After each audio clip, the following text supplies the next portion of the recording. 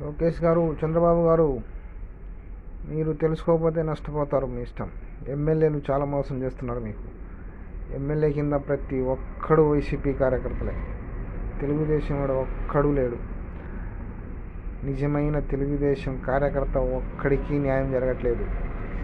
MLA కింద ఉన్నది మొత్తం వైసీపీ కార్యకర్తలే. వాళ్ళ పాలనే నడుస్తుంది ఊర్లంతా. మొత్తం మండలాల వారీగా మీరు మీటింగ్ పెట్టుకోండి, తీసుకొని రండి.